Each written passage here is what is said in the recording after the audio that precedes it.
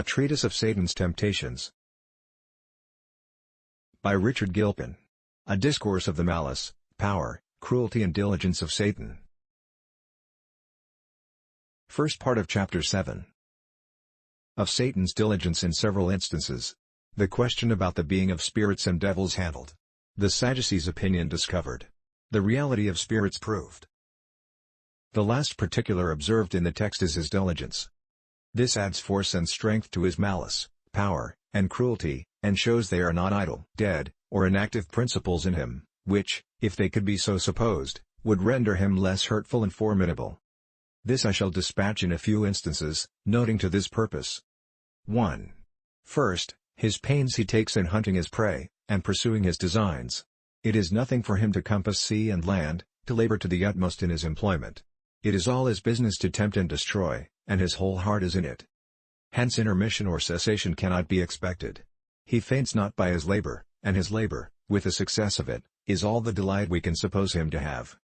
So that, being pushed and hurried by the hellish satisfactions of deadly revenge, and having a strength answerable to those violent impulses, we must suppose him to undergo, with a kind of pleasing willingness, all imaginable toil and labor.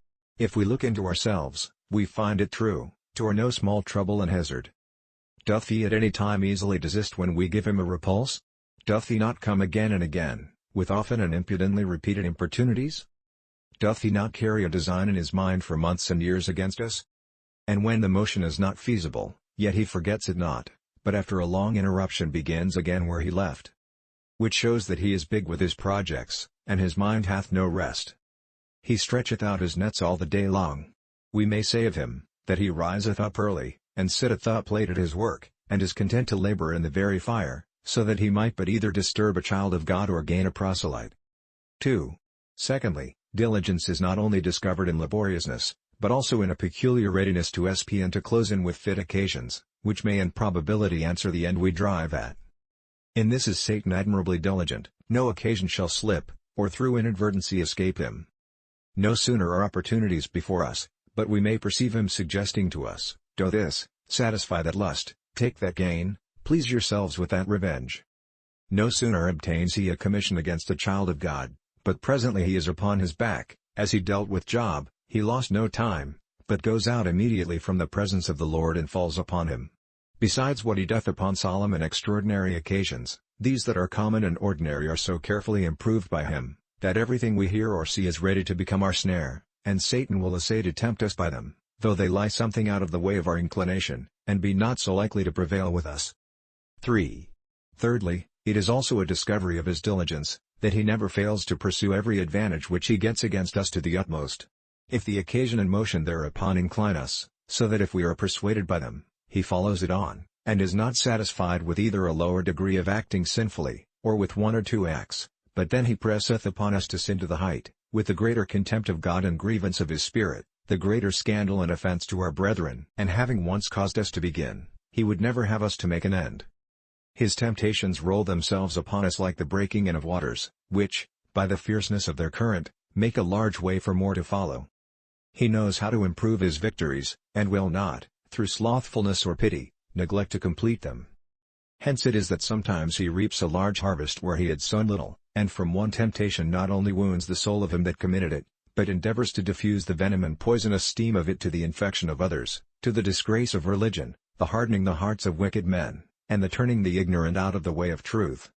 In like manner, if he perceive the spirits of men grow distempered and wounded, he then plies them with threatenings, fills them with all manner of discouragements, dresseth every truth with the worst appearance, that it may be apprehended otherwise than it is, and puts such interpretations on all providences, that everything may augment the smart of the wound, till they be overwhelmed with terrors.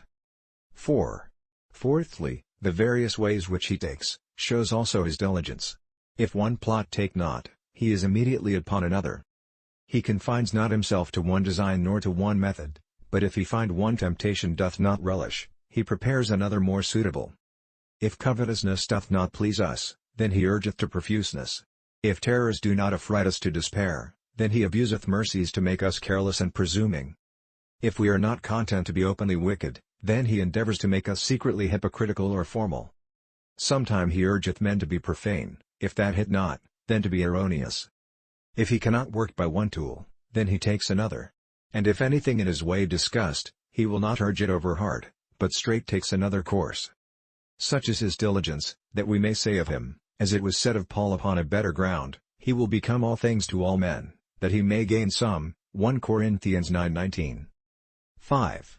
Fifthly, diligence will most show itself when things are at the greatest hazard, or when the hopes of success are ready to bring forth. In this point of diligence our adversary is not wanting. If men are upon the point of error or sin, how industriously doth he labor to bring them wholly over, and to settle them in evil. One would think at such times he laid aside all other business, and only attended this. How frequent, incessant, and earnest are his persuasions and arguings with such. The like diligence he showeth in obstructing, disturbing, and discouraging us when we are upon our greatest services or near our greatest mercies. What part of the day are we more wandering and vain in our thoughts, if we take not great care, than when we set about prayer? At other times we find some more ease and freedom in our imaginations, as if we could better rule or command them. But then, as if our thoughts were only confusion and disorder, we are not able to master them, and to keep the door of the heart so close but that these troublesome, unwelcome guests will be crowding in, is impossible. Let us observe it seriously, and we shall find that our thoughts are not the same, and after the same manner impetuous at other times as they are when we set about holy things, which ariseth not only from the quickness of our spiritual sense and our readier observation of them at that time, but also from the devil's busy molestation and special diligence against us on such occasions. Besides, when he foresees our advantages or mercies, he bestirs himself to prevent or hinder us of them. If ministers set themselves to study and preach truths that are more piercing, weighty, or necessary, they may observe more molestations, interruptions, or discouragements of all sorts, than when they less concern themselves with the business of the souls of men. He foresees what sermons are provided, and often doth he upon such foresight endeavor to turn off those from hearing that have most need and are most likely to receive benefit by them. Many have noted it, that those sermons and occasions that have done them most good, when they came to them, they have been some way or other most dissuaded from and resolved against before they came. And then when they have broken through their strongest hindrances, they have found that all their obstruction was Satan's diligent foresight to hinder them of such a blessing as they have, beyond hope, met withal. The like might be observed of the constant returns of the Lord's day. If men watch not against it, they may meet with more than ordinary, either avocations to prevent and hinder them, or disturbances to annoy and trouble, or bodily indispositions to incapacitate and unfit them. And it is not to be contemned, that some have observed themselves more apt to be drowsy, dull, or sleepy on that day. Others have noted greater bodily indispositions than ordinarily, than at other times. All which make no unlikely conjecture of the devil's special diligence against us on such occasions. Let us cast in another instance to these, and that is, of those that are upon the point of conversion, ready to forsake sin for Christ. Oh, what pains then doth the devil take to keep them back! He visits them every moment with one hindrance or other. Sometimes they are tempted to former pleasures, sometime affrighted with present fears and future disappointments, sometime discouraged with reproaches, scorns, and afflictions that may attend their alteration, other while obstructed by the persuasion or threatening of friends and old acquaintances. But this they are sure of, that they have never more temptations, and those more sensibly troubling, than at that time, a clear evidence that Satan is as diligent as malicious. Thanks.